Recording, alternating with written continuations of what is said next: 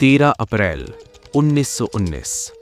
जलियांवाला बाग की धरती खून से लाल हो चुकी थी, लेकिन उस खौफनाक भीड़ के बीच एक ऐसा युवक भी खड़ा था जिसकी आंखों में आंसू नहीं थे, आग थी। लगभग 20 साल का वो नौजवान अपने सामने मासूम लोगों को गोलियों से गिरते देख रहा था। चीखें उसके कानों में गूंज रही थी। धरती लहू से भीग चुकी थी। कहा जाता है उसने उस खून से सनी मिट्टी को उठाया, अपनी मुट्ठी में कसकर पकड़ा और एक प्रतिज्ञा ली, इस अन्याय का हिसाब जरूर होगा। वक्त बीतता गया, दुनिया बदलती रही, लेकिन उसकी कसम नहीं बदली। 21 साल तक उसने उस आग को अपने सीने में जिंदा रखा और फिर आया 1940। लंदन में एक भरी हुई सभा, अचानक गोलियों की आवाज गूंजती है। वो युवक अपना वादा निभा चुका था, लेकिन सवाल अब भी बाकी है। वो कौन था, कैसे पहुंचा भारत से ब्रिटेन तक, और किसे बनाया उसने अपने निशाने पर? इस कहानी को समझने के लिए हमें थोड़ा पीछे जाना होगा। 1914। दुनिया प्रथम विश्व युद्ध की भयानक आग में चल रही थी। यूरोप की धरती पर गोलियों की गूंज थी, तोपों का धुआं आसमान को ढक चुका था और लाखों जिंदगियां इस युद्ध की कीमत चुका रही थीं। ब्रिटिश साम्राज्य इस युद्ध में पूरी ताकत से शामिल था, लेकिन उसे सैनिकों और संसाधनों की जरूरत थी, और उसकी नजर पड़ी अपने सबसे बड़े उपनिवेश, सोने की चिड़िया, भारत पर। उस समय भारत गुलाम था। फैसले लंदन में होते थे और उनका असर हिंदुस्तान की धरती पर पड़ता था। भारतीयों से उनकी राय नहीं पूछी गई, फिर भी उन्हें युद्ध में झोंक दिया गया। करीब 13 लाख भारतीय सैनिकों को यूरोप, अफ्रीका और मध्य पूर्व के बॉर्डर पर भेजा गया। वे उन देशों के लिए लड़ रहे थे जिन्हें उन्होंने कभी देखा भी नहीं था। हजारों भारतीय सैनिक शहीद हो गए, अनगिनत सैनिक घायल हुए, न जाने कितने परिवार हमेशा के लिए बिखर गए। लेकिन युद्ध की मार सिर्फ बॉर्डर तक सीमित नहीं थी, उसका असर भारत के गांवों और शहरों तक पहुंच रहा था। भारत से भारी मात्रा में धन, अनाज और कच्चा माल ब्रिटेन भेजा गया। आम जनता पर भारी टैक्स लगाए गए। महंगाई तेजी से बढ़ने लगी और लोगों की रोजमर्रा की जिंदगी और कठिन होती चली गई, क्योंकि अंग्रेज सरकार ज्यादा से ज्यादा टैक्स लेने लगी।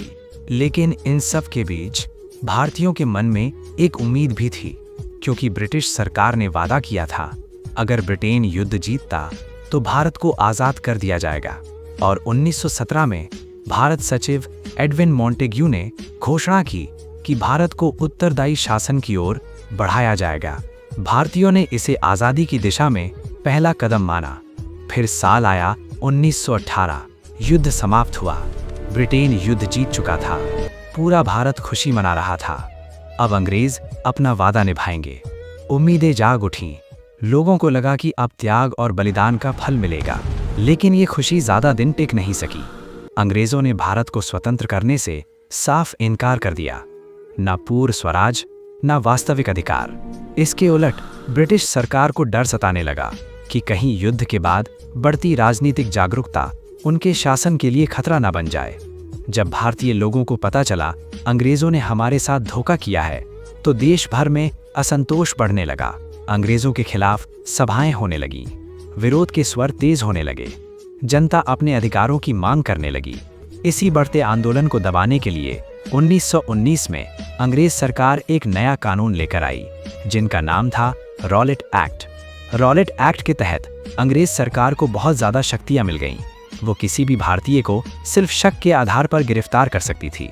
न मुकदमा जरूरी था, न सबूत। गिरफ्तार व्यक्ति को वकील लेने का अधिकार भी नहीं दिया जाता था। मानो तो न अपील, न दलील, न वकील। ये कानून न्याय व्यवस्था पर सीधा आघात था। ये भारत की उम्मीदों और अधिकारों का खुला अपमान था। जैसे ही इस कानून की खबर फैली, पूरा देश आक्रोश से भर उठा। पंजाब, बंगाल, दिल्ली, बम्बई, हर जगह विरोध प्रदर्शन शुरू हो गए। लोग सड़कों पर उतर आए। ये सिर्फ एक कानून के खिलाफ विरोध नहीं था, ये अपने सम्मान और स्वतंत्रता के लिए संघर्ष था। महात्मा गांधी ने इस कानून को काला कानून कहा और इसके विरोध में देशव्यापी सत्याग्रह की घोषणा की। पहली बार भारत एक बड़े, संगठित और शांतिपूर्ण आंदोलन की ओर बढ़ रहा था। लेकिन अंग्रेजी हुकूमत इस एकता से घबरा चुकी थी और आगे जो हुआ उसने भारत के इतिहास में एक ऐसा अध्याय लिख दिया जिसने स्वतंत्रता संग्राम को नई दिशा दे दी। 13 अप्रैल 1919 बैसाखी का दिन था। अमृतसर का जलियांवाला बाग लोगों से भरा हुआ था। हजारों पुरुष, महिलाएं और बच्चे वहां मौजूद थे। कुछ लोग रॉलेट एक्ट के विरोध में शांतिपूर्ण सभा के लिए आए थे, तो कई परिवार बैसाखी का मेला मनाने पहुंचे थे। वातावरण सामान्य था। किसी को अंदाजा नहीं था कि कुछ ही क्षणों में इतिहास का एक भयावह अध्याय लिखा जाने वाला है। तभी ब्रिगेडियर जनरल रेजिनाल्ड डायर अपने सैनिकों के साथ वहां पहुंचा। बिना किसी चेतावनी, बिना भीड़ को तितर-बितर होने का अवसर दिए अपने साथ आए सिपाही को गोली चलाने का आदेश दे दिया। सैनिकों ने भीड़ पर अंधाधुंध गोलियां बरसानी शुरू कर दी। बाग चारों ओर से ऊंची दीवारों से घिरा हुआ था। बाहर निकलने के रास्ते बंद थे। भगदड़ मच गई। लोग जान बचाने के लिए इधर उधर भागने लगे। कई लोग गोलियों से बचने के लिए पास के कुएं में कूद गए।